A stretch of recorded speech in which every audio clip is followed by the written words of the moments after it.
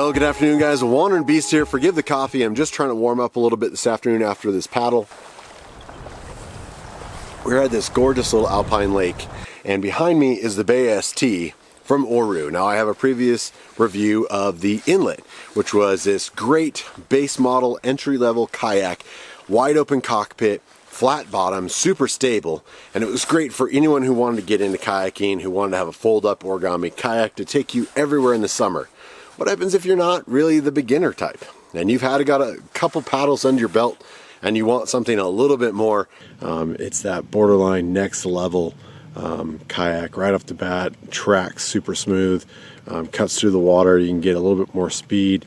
She's a little more unstable. We just had a float plane go by and waked me pretty good, and I'm not an advanced kayaker, but it held it fine. But I can tell already, like just in the hips, you know, it's got a little more swing to it.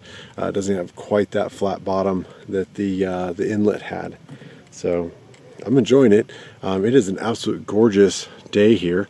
As you can see, we're out here in this beautiful sort of high cliff zone. I was reluctantly didn't bring my long lens, and I'm trying to find out what the birds are that are nested up on top there. But gorgeous day, guys. Just getting out, wandering, enjoying the warmer fall after fire season. But behind me is the Bay ST. This is the improved model. Now, the Bay ST was one of their flagship models that they first came out with, and have gone back and they have reinvented the whole thing, and it is phenomenal. They have absolutely dialed the origami kayak world. Now, to have any sort of small inflatable kayak, they're quite heavy. This thing is only 26 pounds.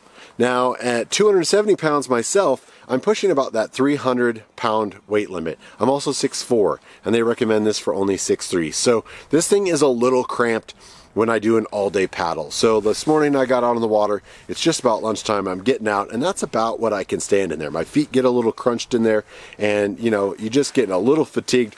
My hips are about the size of that cockpit in there. But the cockpit is smaller because it can accept a standard skirt. So if you're not a novice and just entry-level kayaker and you're looking for something a little bit stronger, a little bit faster, a little more capable on the water, the Bay ST is what you're looking for. So you can put a spray skirt on it. You can have just enough gear in front of the bulkhead, behind there, a few dry bags. Now, unfortunately, because they are origami style, you're not going to have a hatch entry in there for holding some of your gear. You're going to have to stop, pull your gear out and whatnot. You can still get a small dry bag between your legs, you know, your cameras and snacks and water and stuff like that. That's not a big deal. But I will say, pushing it for me, for my level of kayaking, I'm not a novice by any means, but I don't kayak all the time. So I have a relearning curve when I get in the water about what I'm supposed to do and the proper techniques and things like that. And just the fact that I'm just 6'4", 207 pounds, that pushes the limits of what this guy can do. But if you haven't seen the Inlet, if all of this is scaring you a little bit, go look at that review, because I still have come about this close to purchasing the Inlet multiple times. I have since reviewed that and sent that back about a year and a half ago, in fact. Now, right now we're coming into early spring, so hopefully a lot of you guys are starting to think what I'm going to use and what I'm going to plan and the trips I'm going to need and equipment for for summer adventures. Now, unfortunately, as long as you guys know, I do wildland fire, and so my summers are pretty much taken up by fighting fire all summer. So when they sent this to me last year, I didn't get a chance to use it until about October, November, when I finally got off of fire. So we had some unusually warm winter, and so I got it out. Probably have had it out about a dozen times. A few big open water scenarios, some big reservoirs, big lakes. One scenario where I was in kind of just a wide, slow-moving river. That was the first time I've been in a river. I have never river kayaked. I don't really consider that a river kayak as far as that goes. I wouldn't put this in any whitewater scenario. But I think my biggest joy with these little foldable kayaks is getting out to these alpine lakes. Now, as I'll probably show here, every time I come back, I wash them off. In fact, lots of states and places are having litigation that states that you need to wash and biosecure your equipment in between lakes, so you're not carrying pathogens and biocides in between the lakes. So that's just a common practice. So I try to rinse it off. The nice thing about this is, again, you pull the plug on the end, you can drain all the water. And saying that, you have an accident on the water, you sink the thing, you can easily get it to shore, pull one of those end pieces off, and you don't have to, if you've ever sunk a kayak, you know, sometimes it takes two people to get that amount of heavy water weight out to get it bilged out. So with something like this, you can pull the end caps of these because it's all folded together and pour the water out easier, and then recap it and be on your way. So for anyone who's out in multiple lakes that has any portaging to do, I will say my favorite way of doing this, although there's a shoulder strap and you can easily carry this at 26 pounds, it really is just kind of a big suitcase.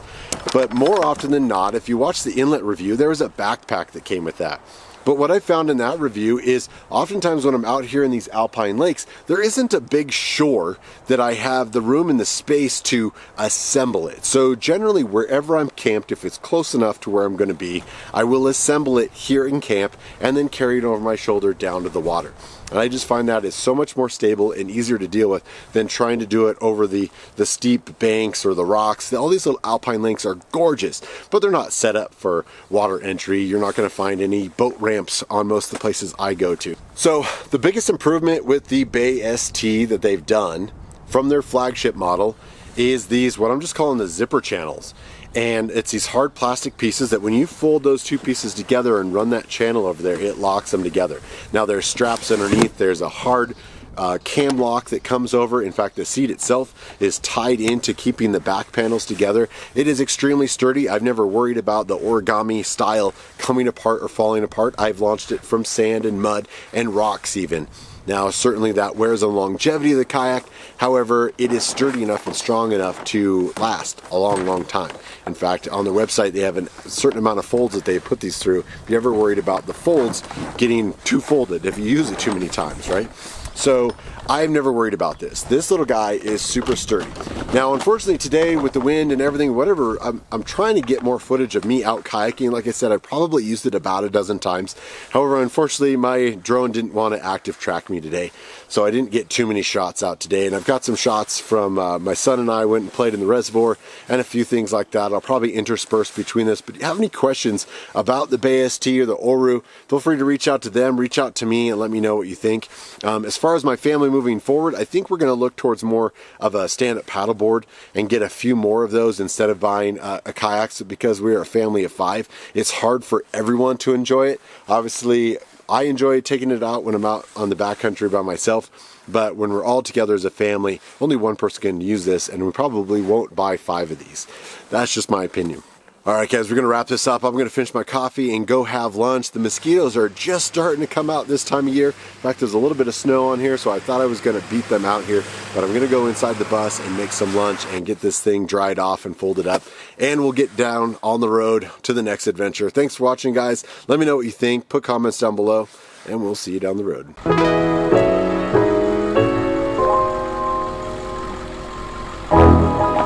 Thanks for all the love and support. You guys are amazing. Please like, share, and subscribe. Follow the adventure on social media, and we'll see you on the road.